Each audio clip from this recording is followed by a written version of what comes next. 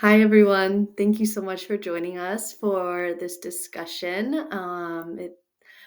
We at Limitless are very passionate about optimizing care for women through pregnancy and postpartum. And part of that initiative is to bring education and create an environment or a community for women to ask their questions and to just feel well informed through pregnancy, through that newborn stage, and into their first year of postpartum. So this presentation is the first of our series kicking off pregnancy and postpartum, where we'll specifically discuss what to actually expect when you're expecting. So this is going to focus on the first trimester through third trimester, and then some of our future talks will get into information on labor and delivery, early postpartum, and long-term winning in postpartum. So thanks for being here, and we'll get started.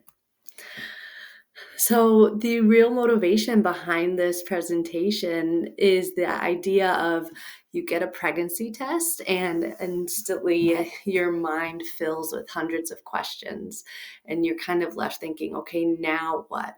What can I do? What can I not do? What advice should I receive? What advice should I take? What should I maybe ignore? We're hoping through this talk today to provide some answers for a lot of those unknowns and give you a really nice framework to go off of. So we are going to break down the physiology of pregnancy. We're going to talk about prenatal hormones, complications of pregnancy, and what the role of exercise is in pregnancy, and specifically answer that age-old question of what is safe. Hopefully we'll dispel some myths along our way. So we'll just kick things off with some of those early signs of pregnancy, right? The very beginning. So missed period is probably the most common that people think of, but women can also experience tender or swollen breasts, sense of nausea, fatigue, and also increased urination. Some women also may experience a little bit of bleeding or spotting, but this is not really bleeding that's due to your menses, but actually due to just implantation of that fertilized egg. We get a couple questions about, what's the right time to take a pregnancy test? Really, those 2 weeks after ovulation, up until you've missed your period. But there's some good research that's found that upwards of 10 days before your period, some women might have high enough values of the HCG hormone that you could get a positive pregnancy test. But generally, most of the standard tests out there are marketed to be 3 to 5 days before your expected date of your menses. The hormones of pregnancy. So I think this is so important to kick off this presentation with talking about the hormones because they are such a significant driver for all that is to come through pregnancy, in obviously supporting the growth of the fetus, but also a lot of the physiological and emotional, mental changes that can occur for the moms. So estrogen is one of our kind of top two female sex hormones. This is a hormone that has over 300 receptors in the female body. So it's just our bodies are super reliant on this hormone for so many functions, some of which growth in our tissue. So they're going to help drive breast development. It is going to improve vascular supply. It's going to help maintain our cardiac or our heart health and our bone health. It has a role in our hip morphology or our hip bone development. It's pretty integral in the pelvic organs and their tissues, so those of the vagina, the uterus, the ovaries, as well as the bladder and the rectum. And then estrogen plays a pretty critical role in the strength and tensile capacity of our muscles, tendons, and ligaments. What's wild to think about is that in pregnancy, our estrogen levels can increase up to 15 to 40 times their baseline levels. What this can contribute to is a series of different symptoms or experiences for women. So, vaginal discharge, we can see an increase in vaginal discharge. We can see the occurrence of what's called vulvar viscosities, or hemorrhoids. So essentially, we have increased blood flow or blood supply to some of our female anatomy, and that can contribute to the development of those varicosities, or you can think of varicose veins. But it can also leave those tissues a little bit more susceptible to stress. For example, hemorrhoids that can develop relative to symptoms of constipation. So, constipation management, bowel hygiene is super important for our females during pregnancy and postpartum, and all facets of life for that matter. What are other responsibilities or those changes due to high estrogen levels? So, breast tissue is going to increase and become highly vascularized, and you'll see nipple growth and often change in pigmentation. We'll have increased mucous membrane vascularity. So essentially, the mucus in our upper respiratory tract is going to increase in vascularity and viscosity, so it can become a little bit more pro-inflammatory, which can contribute to things like nosebleeds, congestion, voice changes, and unfortunately, the development of snoring. Women are often going to experience some mood swings, and this can fluctuate. Unfortunately, high estrogen doesn't equate to a positive mood or a negative mood. Sometimes it's a little different per person. Frequent urination, and this is really due to the increase in blood volume that can occur, especially with those rapid changes in the first trimester, that now our kidneys have to process so much more and thus are producing so much more waste, and that is expelled via urine or our bowel movements. We can also experience swelling and fluid retention, that skin change or hyperpigmentation, and some sensitivity to smells, which unfortunately for some may be a trigger for some of that nauseousness, and just kind of feelings of unwell. Our next hormone is progesterone. So this is estrogen's best friend or little buddy. They kind of go hand in hand. And we can think of progesterone as kind of keeping the estrogen in check. It wants to promote a good amount of tissue growth, but keep it on a good qualitative level. And progesterone is also known as kind of that calming or the cool hormone, right? It's going to encourage relaxation of our smooth muscles. So that involves our uterus, our blood vessels, our intestines. It can contribute to increased appetite and increased core body temperature. It can contribute to relaxation of the smooth muscle of our respiratory tract, leading to increased ventilation or respiratory rate. It is a huge contributor to preventing fetal rejection as it's trying to nurture this really safe environment within the uterus. It can contribute to symptoms of fatigue and sleepiness, as well as bloating and fluid retention. And we're going to talk about some of those coming up. And then headaches and muscle aches. Testosterone. So women generally have only 1/10 to 1/20th the amount as our male counterparts, but its role in our health and wellness is pretty vital and pretty significant. So it's really important for our brain function as far as clarity and kind of higher executive thinking, as well as driving memory. It's also really important for our sexual health, as it can be critical for sexual drive and libido. And it plays a really important role in our muscle and bone integrity. What is really unique is that we see an increased level of testosterone in our systems during that third trimester, and it's going to play a pretty important role in maintaining our pregnancy through the initiation of labor. And then our fourth and final kind of big hormone to discuss is relaxin. And I think relaxin gets a bad rap for a lot of the um, symptoms that women experience as far as like joint pains and aches.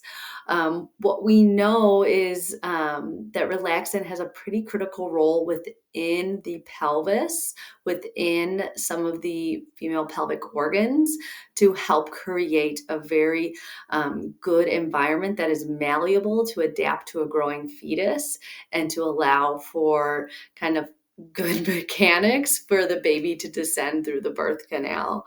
So it's going to soften the cervical connective tissue, relax our pelvic joints, and it's going to inhibit uterine activity. So this is a depiction of the menstrual cycle for kind of the average female. We'll kind of start over on the all the way to the left-hand side, that depiction of the beginning of the cycle where menses or bleeding begins and occurs, right? That's typically occurring for about 5 days for the average woman. And during this phase, our hormones are generally all pretty low at their lowest points, especially when we're talking about estrogen and progesterone. As we exit menses, we enter the follicular phase. And this is where we start to see a little rise in some of the pituitary hormones as they're kind of preparing the follicle for ovulation. We also start to see a slow, gradual rise in estrogen, as it is also trying to create a nice environment in the uterus for the release of the egg. At that ovulation point, that usually midway through your cycle, about day 14, we have a surge in some of our pituitary hormones, so the luteinizing hormone and the follicle stimulating hormone, and we have pretty high or kind of considerably high levels of estrogen, progesterone, or estrogen rather. As we leave ovulation and the egg has been released, our body will start to produce, or our ovaries will start to produce more progesterone. And this is, again, to kind of match that estrogen activity and create a very good environment for that egg to be fertilized and to kind of protect it. If our body actually does not have fertilization that occurs, the egg will gradually break down, our hormones will start to gradually decline, and we will move into our next cycle with the beginning of our next menses. Okay, what's unique here and what changes in pregnancy is that instead of that kind of rise and then fall of our estrogen progesterone, we see a gradual rise in those hormones. They're depicted by the light blue and the dark blue here. So we see a gradual rise in those throughout our first through third trimesters, and then a pretty steep decline upon labor, delivery, essentially baby's birth. And then those stay significantly low as our levels of progesterone kind of counter that and rise and stay, or our levels of prolactin counter that and rise and stay high in women who are breastfeeding. The other important kind of consideration here, thing to note, is this HCG. So this is the rise of the hormone HCG, which is produced by the placenta. So during that first trimester, the placenta is growing rapidly and it is producing HCG. And so this is a hormone that's going to be pretty important in maintaining fetal development and fetal health throughout, all 3 trimesters. So the first trimester, what can women expect? And I think right off the bat, we have to appreciate that every woman has a different experience relative to their pregnancy and their trimesters. This information here is kind of a list of the most common experiences, but just know this isn't like a hard and fast, rule by any means. First trimester, I would say, at least for me, was probably one of the most toughest, or a frustrating time, because you feel so much, but your body doesn't show it from the outside. So your body is working so hard and making significant changes, right? It's growing a placenta, your breast tissue is increasing, your blood volume is increasing, you're making amniotic fluid and creating a baby. It has just made a huge leap in activity. But it was, it's not anything you see represented externally. Some common symptoms that are experienced: fatigue and dizziness, right, due to that high energy expenditure. Breast tenderness and development. So there's increased blood flow here. There's growth occurring. That prolactin is starting to increase. So we're getting some milk producing cells. Symptoms of nausea and vomiting. So this is thought to be a combination, in combination due to the surge of hormones created by the placenta as it's growing, and also the pretty significant increase in estrogen, that in combination can contribute to symptoms of nauseousness and vomiting in pregnancy. And what we commonly see is that when blood sugars low, someone's on an empty stomach, or this can be more pronounced. Also, sensitivity to different odors can trigger this nauseousness or vomiting. And this is also something that is, not that what many people call morning sickness, right? This is something that knows no limit. So it can occur all throughout the day, though most common in the morning, because women are generally waking up on an empty stomach and thus have low blood sugar. Our other symptoms, so mood swings, there's a lot of components here, right? Because there's a lot of change occurring and we're kind of getting organized mentally and emotionally about what's to come, what's occurring now. So some of the mood swings, yes, we have pretty significant surges in some hormones that can contribute. But we also just have some life factors that you may be feeling unwell, you might not be moving the same or eating the same. Some of your social interactions might be different because of that. And these can all contribute to some of the mood swings that can occur. And then urinary frequency. Again, with this rise in hormones, your kidneys are starting to work kind of double time to process a lot of this. And what's goes unneeded is going to be processed through the kidneys and excreted through urine. So we'll commonly see a little bit rise of urinary frequency start to occur. The second trimester, so this is where women can start to feel some of that digestive discomfort with some of the hormones released and the increase.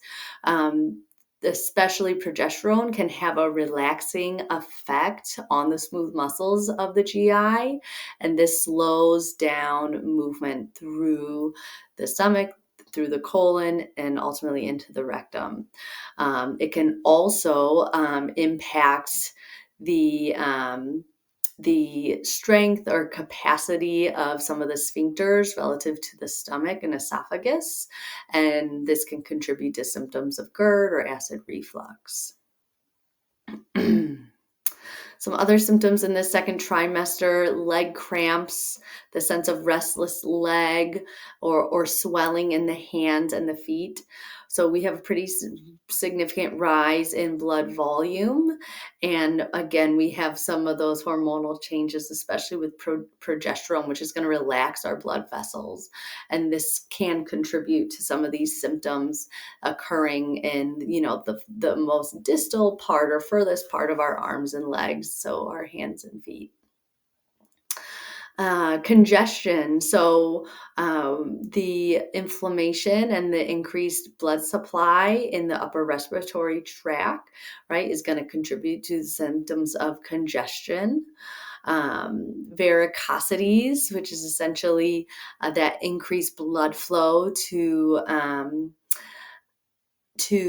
the tissues of the female anatomy, along with the rise in pressure that occurs from a larger uterus and growing baby, in combination can result in a lot of pressure on our veins, and they can become susceptible to developing varicosities.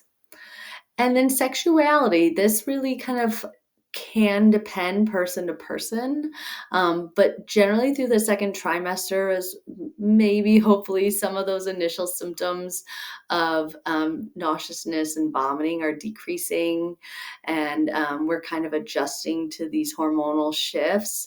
Women can maybe start to feel a little bit better sense of well-being, and with some of the increased blood flow that occurs to our breasts, to our female anatomy, such as our labia and vagina, this can kind of be arousing and increase women's sexual urges. But again, that's kind of variable person to person. And then in the third trimester, so this is a massive, massive growth phase. So baby can be growing upwards of 1/2 pound. A week, especially as you get later into that third trimester. And because of this is where we can see kind of a ramp up in some of the musculoskeletal pain, so some joint pains and muscular pain, because of this kind of gradual change in our joint alignment and joint stress. We can also see an increase in that lower leg and hand swelling or fluid retention.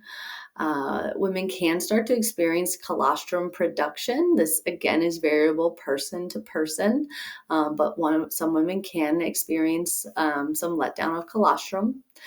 And then Braxton Hicks. So women can start to experience that sense of kind of tightening and contraction in the lower abdomen.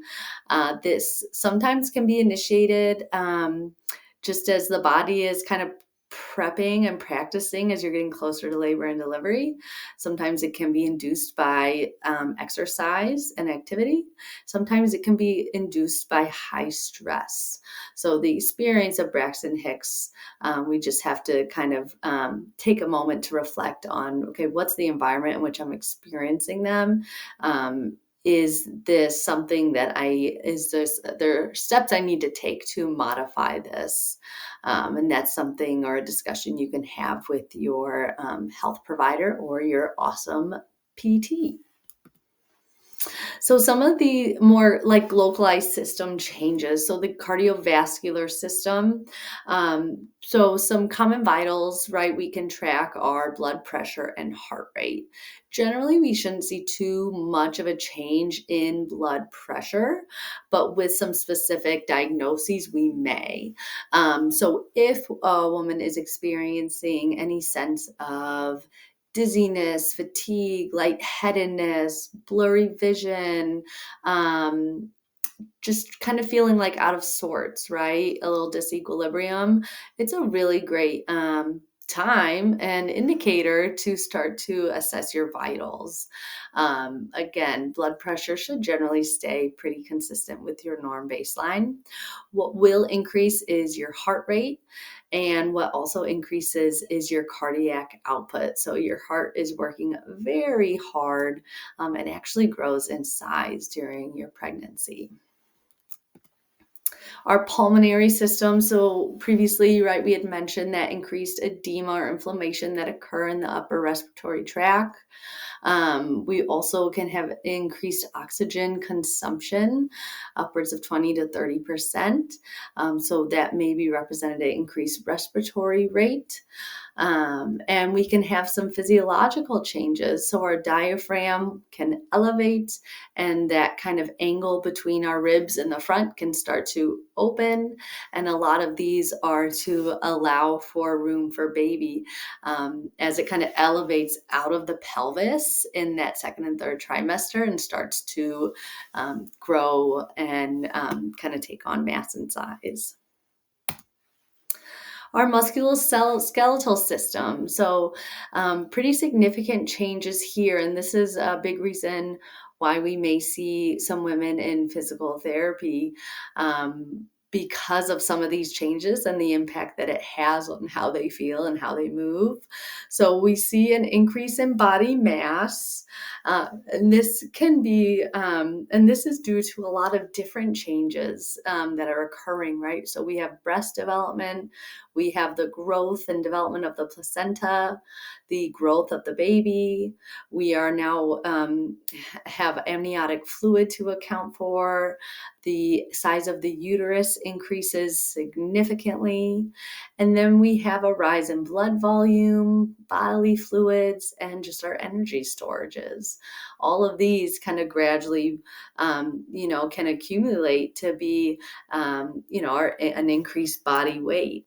Um, with that comes increased load and increased demand on our torso muscles, our back muscles, our hips, and our legs, right? To kind of account for that increased load. So we can see an increased demand on our muscles accordingly. We can also see changes in the abdominal muscles. And we're going to talk about this towards the end of the presentation, but just how unique and special our abdominal muscles are to allow for the growth of baby. We can see an increase in the curve of the lower lumbar spine or the low back, right? It naturally has that kind of forward curvature or an arch, which is a wonderful and normal thing with pregnancy and with kind of our center of mass displaced. We just start to see an increase in that curvature. And for some, that's well tolerated. For others, not so tolerated. So again, just another reason why we might see some women in physical therapy to help address or to the best of our ability, kind of rebalance some of that change that's occurring. And then our gastrointestinal system. So we kind of already talked about some of the impact of progesterone and some of those hormonal changes on our GI and how it can slow down transit and impact us. From a constipation standpoint, from a GERD or heartburn standpoint. I like this image because it really just shows how some of those organs are displaced by a growing baby. And I think it just gives you some nice appreciation for the fact that these organs are working so hard despite kind of being out of their norm. So we got to give ourselves a little grace here through pregnancy, but also know, okay, there's some steps we can take to optimize our GI health or our gut health to the best of our abilities. All right, and then the other really cool thing is that our body is creating a whole new organ, the placenta. And this organ is growing rapidly and is actually growing faster than the fetus during that first trimester. And in doing so, it's producing vital hormones for mom and baby. And it is going to play a vital role in the exchange of nutrients and blood flow from mom to baby as well.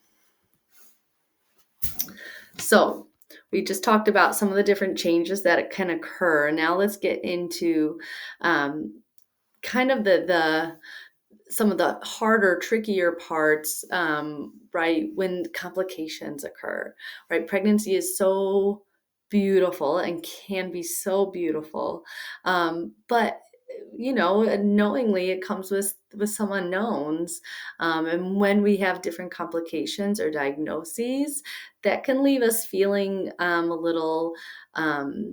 little overwhelmed, a little scared. But we're going to break down a few specific diagnoses that can occur. So, gestational hypertension, preeclampsia and eclampsia, and gestational diabetes, and talk about what are, the real time approaches to preventing these and to treating and addressing these.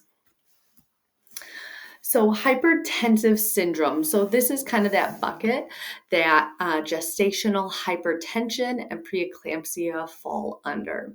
So, we're going to focus first over on the left. So, chronic hypertension. Hypertension is essentially a term to describe really how hard your heart is working to pump blood through your blood vessels. And when it is working harder, your blood pressure is going to be higher because there's higher amount of pressure in your vessels produced by your heart relative to your vessels and arteries.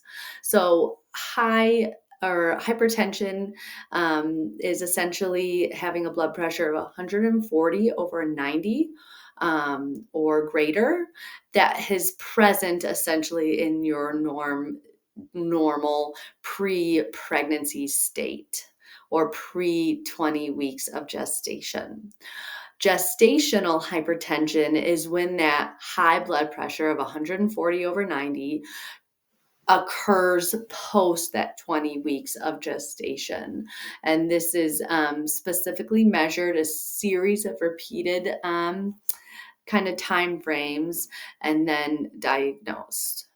What can occur is a progression from gestational hypertension to preeclampsia, which essentially you have the high blood pressure, but then we also start to have protein in the urine, which means your kidneys are working a really, really hard, but we are getting some unwanted material of protein in the urine. Some risk factors for gestational hypertension and preeclampsia would be a history of previous preeclampsia or gestational diabetes, gestational hypertension, or pre-gestational hypertension, obesity or BMI greater than 30, history of multiple gestations, previous stillborn birth, and advanced maternal age, and stress. What is important here is that there are some really incredible health promoting behaviors to kind of prevent and also treat gestational hypertension and hopefully prevent the progression to preeclampsia and eclampsia. So, first and foremost, monitoring is so important for all, I would say, all women to have an idea of what their vitals are like through their first, second, and third trimester, but especially those with risk factors. So, this is where you want to know family history or your medical history prior to pregnancy. Some severe symptoms that one might experience if they do have gestational hypertension would be right upper quadrant pain, which is kind of that region to the right of your abdomen that's kind of above the belly button. Shortness of breath, especially in kind of a sedentary position, laying down.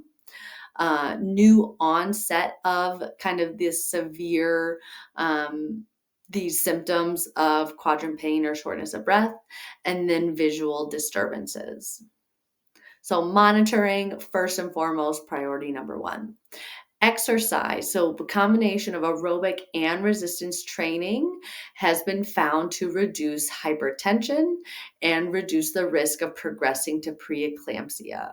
So this is really kind of like a no-brainer, right? If we have women who are pre-gestational hypertension or are trying to prevent and have as healthy of a pregnancy as possible, exercise in the form of cardiovascular exercise and resistance training needs to be a part of your week, of your day. And then third and pretty important is stress management. So chronic stress is definitely linked to higher rates of preeclampsia, as a significant impact on hormones, on your blood health, your blood vessel health. Practices such as yoga, meditation, mindfulness, journaling, or just spending time in nature have been found to be pretty important strategies and really helpful strategies to, again, prevent gestational hypertension, but also prevent that progression to preeclampsia. Gestational diabetes. So this is essentially when there's elevated blood sugar, commonly tested for and diagnosed between 24 and 28 weeks of pregnancy. Risk factors for gestational diabetes, being overweight, lack of physical activity, genetic history. So this is where, again, you want to know your mom's history, grandmother's history, your dad's history, and so on. Some pretty significant or serious complications can come from gestational hypertension, or gestational diabetes. So, preterm birth, preterm labor, future diabetes for moms, so chronic diabetes, risk of hypertension, and a higher risk of cesarean section. So, some symptoms that one may experience: an unusual thirst. So, you cannot quench, right, your thirst no matter how much you drink. And frequent urination and in large amounts. If think about it, if the blood sugar is significantly high, your kidneys are going to be working pretty hard to try to clear that. And so you create a lot of waste in the form of urine. And so people will feel not only do they have to go very frequently, maybe on the hour, but they go for long periods of 20 to 30 or more seconds.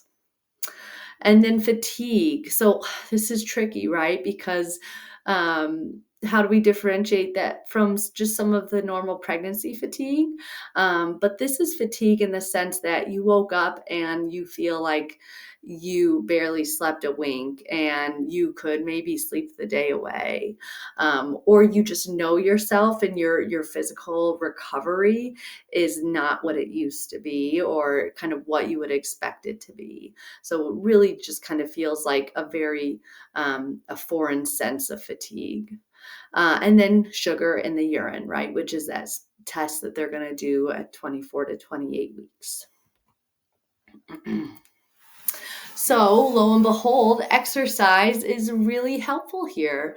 So aerobic training, in combination with the resistance training, are really, really critical in helping with all these complications. So our hypertension, our symptoms, our progressions to preeclampsia and eclampsia, and gestational diabetes.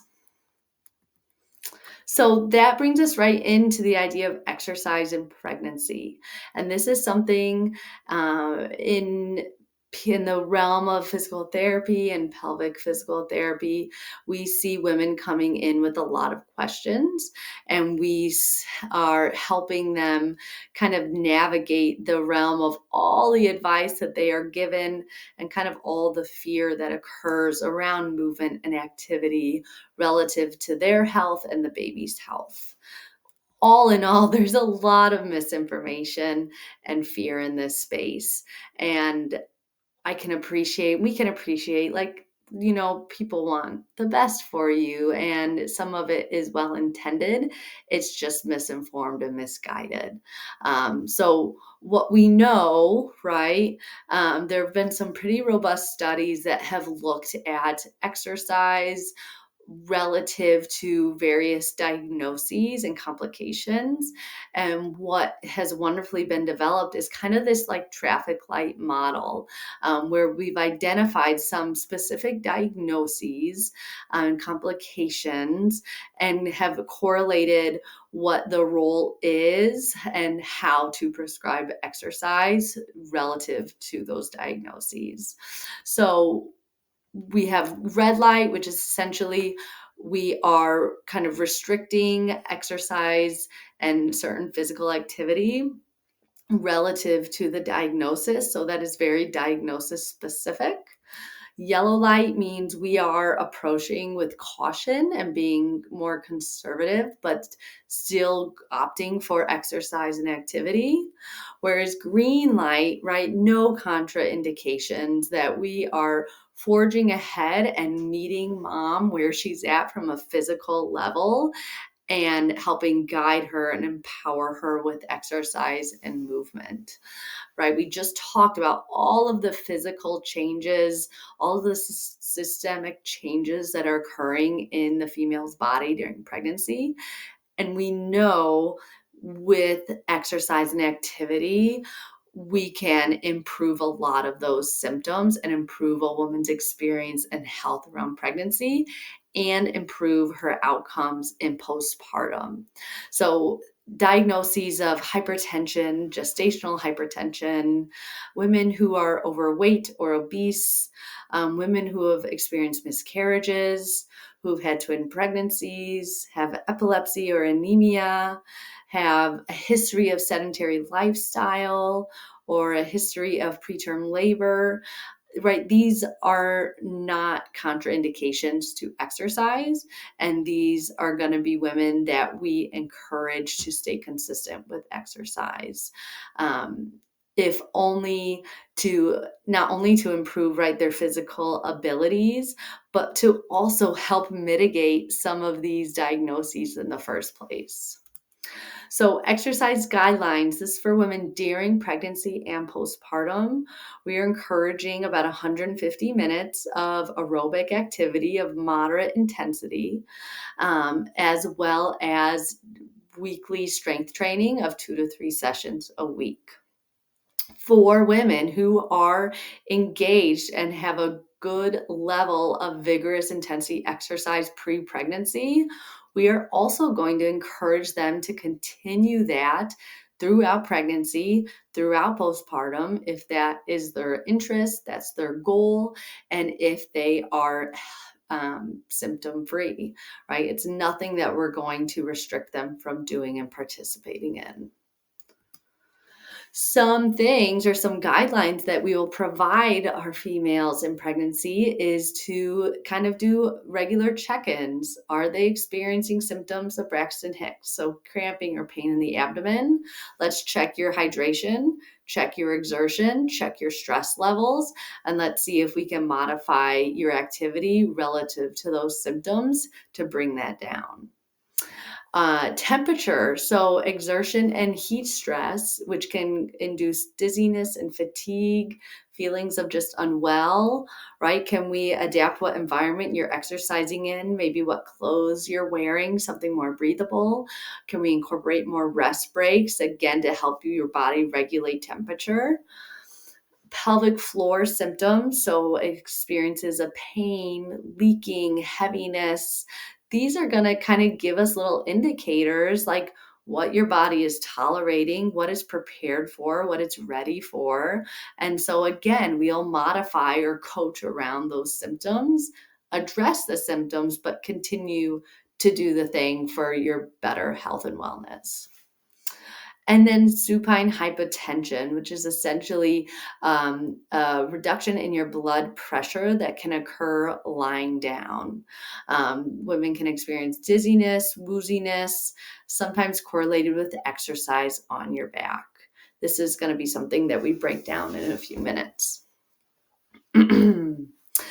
All in all, exercise is recommended in uncomplicated pregnancies, in those that have exercised before or not, in those who are overweight or obese, and to help manage complications such as hypertension and diabetes. So it's really a realm of preventative health, and it is becoming more and more clear through this kind of robust literature and research that we have in the last few years, that exercise and activity through pregnancy is only going to benefit the mom in the short term and long term. What's the role of pelvic floor muscle training in pregnancy? So this really kind of goes a few different ways.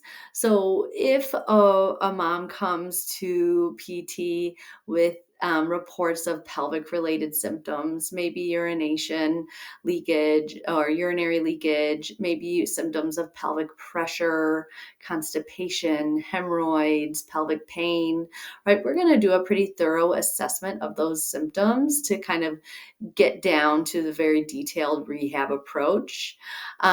But also thinking globally, regardless of those symptoms, we want to encourage and train good pelvic floor muscle awareness and control. And this is really important as we consider labor and delivery, where we need good pelvic floor relaxation and lengthening to occur relative to pushing and breathing. So that is going to be something that we go into specific guidance and teaching in with our female patients. So some women, right, may need some strengthening. Some women may need some relaxation. But all in all, our goal is to teach our patients full range of motion. So full contraction, full relaxation, to have optimal muscle function in the pelvic floor. So we're going to kind of wrap things up in talking about just some common myths around pregnancy and exercise and activity in general, and hopefully just dispel or create a little clarity here. So myth number one, you shouldn't exercise on your back. And the idea behind this is that it causes supine hypotension, right? The decrease in blood pressure that can be concerning relative to placental blood flow and potential compression on the female vessel, the mom's vessel, the inferior vena cava. Some women can report symptoms after several minutes, generally, so 3 to 7 minutes, just feelings of unwell, nauseousness, and dizziness. What we know is that this is really occurring like less than 10% across women. So you can have a woman in their third trimester who experiences these symptoms. You can have patient B in their third trimester who is not experiencing these symptoms. So it is very variable person to person. So our guidance is we're not really usually doing a exercise on our back for more than 7 minutes. So generally doing a set or two of exercise and then sitting up is very reasonable and fine. But if a woman does become symptomatic or just doesn't like that position, we're just going to encourage them to prop up and not be as flat. Myth number two, coning during pregnancy will cause diastasis recti. So this is just a hot topic. It can be a scary term, and time again, I've had some pregnant moms really concerned that they don't want to exercise and worsen their coning, or repeated questions: Am I coning? Am I coning? How do I get rid of my coning? The thought is that, okay, if you have coning or kind of that puckering of your midline of your core occur over and over and over, are we causing injury or harm to our abdominal muscles? And is that going to prevent them from healing well postpartum? And there's been some really good recent studies that have evaluated this and have really found no evidence that has linked coning during pregnancy with diastasis recti in postpartum.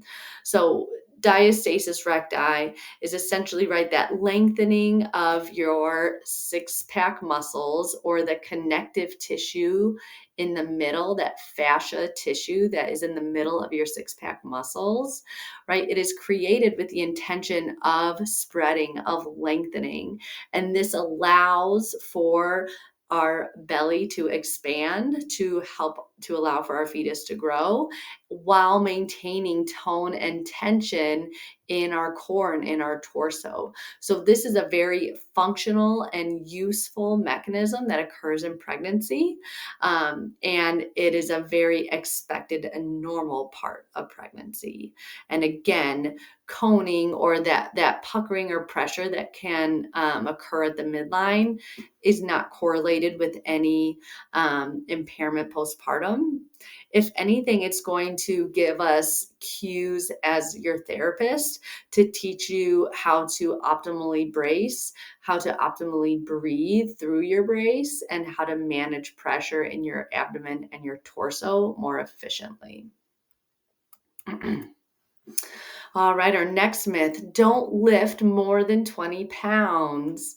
So this is definitely something that was said to me numerous times during my pregnancy and just drove me wild, because it makes you feel fragile, right? Or incapable, when really, like, you're pretty awesome because your body is growing a human, and just because it's growing a human doesn't mean you've lost some strength capacity. And again, we can appreciate the recommendations around that was, to with the thought of keeping baby safe and mom safe. But again, it's just misguided, and it's not really a good recommendation that's founded on good research or good literature. What we do have is some new research, big, good qualitative studies that have looked at women lifting upwards of 80% their one rep max. So going to some of their top tier, 1 to 2, 2 to 3 reps in reserve, and then assessing fetal health, the mom's health through pregnancy and also postpartum. And what they found is no adverse fetal outcomes or miscarriage.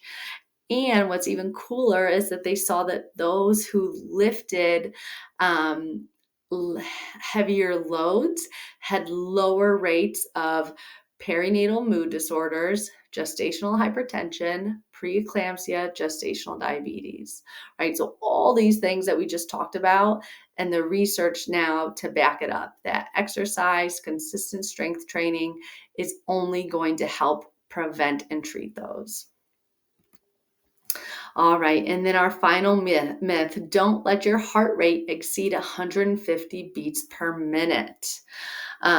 So this was, again, some new research that's come out that has essentially put pregnant women kind of through their paces with some higher intensity training and monitored fetal health, maternal health throughout exercise, immediately post-exercise, through pregnancy and postpartum. And what they found were no negative effects on mom or baby. And these were women who are taking their heart rate upwards of 170 to 190 beats per minute. So well above that 150, recommendation. So I do want to take a moment to kind of step back and appreciate that, right? All women in pregnancy and in postpartum, right? We're not all created equal, and we all come into pregnancy at a different level of fitness and exercise and activity. And especially the role of your physical therapist, your trainer, your kind of health and wellness environment, or community rather, is to not ask you to go beyond your means or where your body is ready for, right? So our goal is to meet women where they are at, respect their level of body readiness, but try to empower them, build them up through exercise, through progressive loading, cardio, and aerobic activity to maintain good health, to prevent comorbidities and complications, and optimize their outcomes and recovery after baby. There's no really such thing as safe versus unsafe. It's rather what your body is ready for and what it isn't. Um, that comes with the exception, though, of contact sports or activities that risk blunt force trauma to the abdomen. Those are going to be activities, yeah, we're not going to consider those safe for pregnant mom and baby. But relative to exercise and activity, we are meeting you where you're at. We are encouraging exercise. We encouraging stress management, and we are encouraging the role or just utilization of your local pelvic physical therapist, as they are just a great resource and just kind of one glimpse into the community of what is maternal health and wellness. For example, here in Cortland, we have an amazing group of doulas, of lactation consultants, dietitians, postpartum doulas, some various different exercise and wellness instructors who all are kind of in this space and here to support women.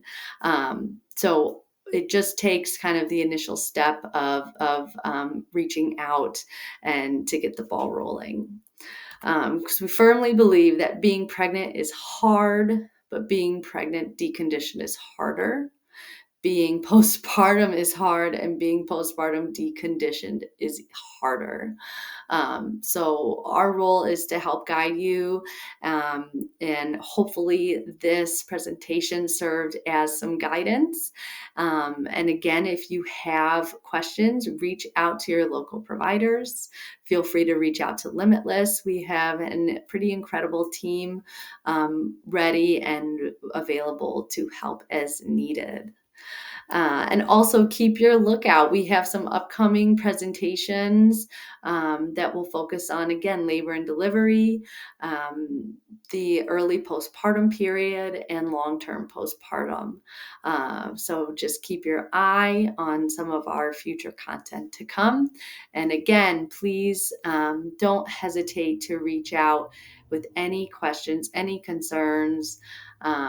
We are here to help you and to guide you through pregnancy. Thank you. Bye.